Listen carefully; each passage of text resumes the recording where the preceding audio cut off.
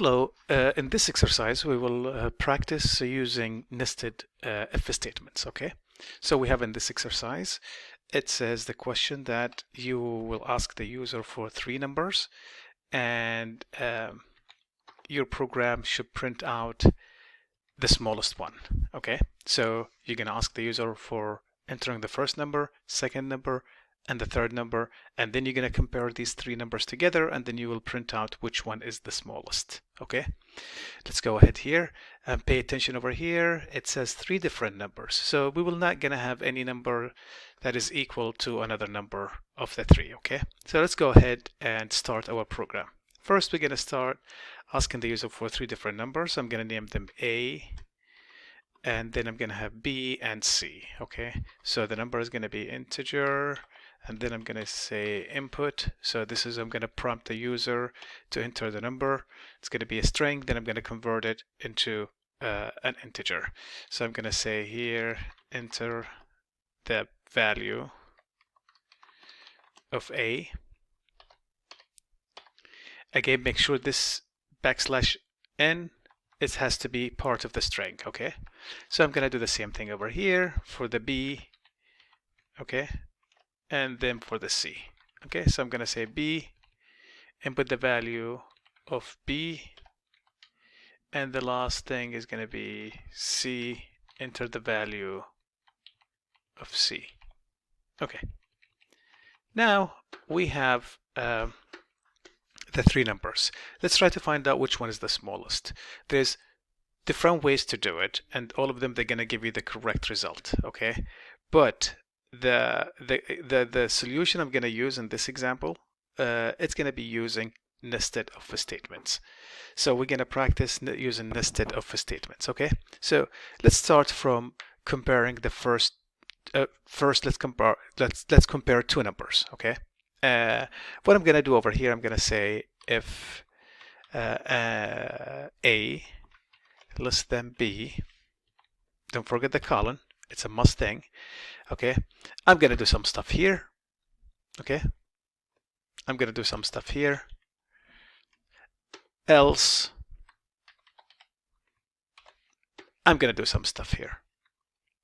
Okay, I put the comments over here just to show you that. Okay, this is the main if statements, or sometimes we call them the outer if statements. Okay, now inside, okay, in this if statements, this condition is going to just compare if A is less than B, which is, if it's the case, I should find out if we have only 2 numbers.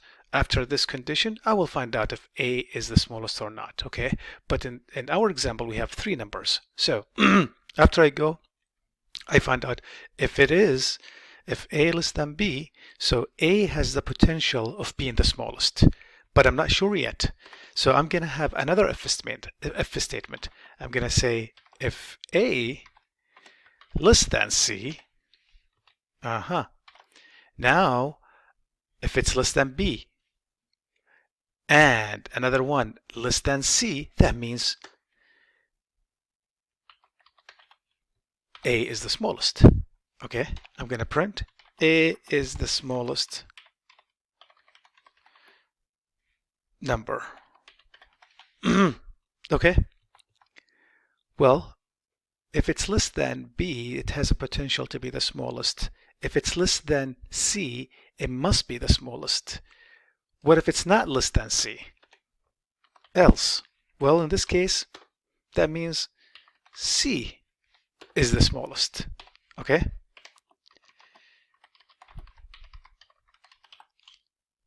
Smallest number. All right. So this is the case when I compared first with the A less than B. Else, if this condition is false, that means B has the potential to be the smallest, which will go to the else statement and execute it. But I'm not sure yet because I still have the 3rd number, which is C. So I'm going to go here in the else. When I go to this branch over here, that means this condition was false. B has a potential of being the smallest, but I cannot guarantee. I have to test first. I'm going to say if B less than C, in this case, what's going to happen, I'm going to print B is the smallest. All right. Else, if this condition is B is not smaller than C, that means it has to be C. Okay, so I'm going to print C is the smallest. And that's it. Okay, so I asked the user for 3 numbers, and then I checked first with the A and B. It's either A has the potential or B has the potential of being the smallest, and then I tested them.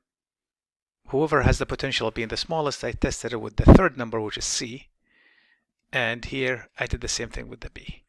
Let's go ahead and run the program and see what is going to be the result. Okay, so let me enter 3 numbers. I'm going to say, okay, A is going to be the smallest. Okay, 2 and 3. Is the program going to tell me A is the smallest? Yes, that's correct. Let me try it again. Let me put B the smallest. Okay, so I'm going to switch the values of B and A. It gave me B the smallest. Let me try it again. I'm going to have C the smallest. Okay, so I can go like this. It gave me C the smallest. Okay, what if I say 2, 3, and 1? Also C the smallest. And that's it. Again, there's different ways to solve this problem, but this is just one way to demonstrate it, the way of using nested loops. Okay, try this one, and I hope it's clear.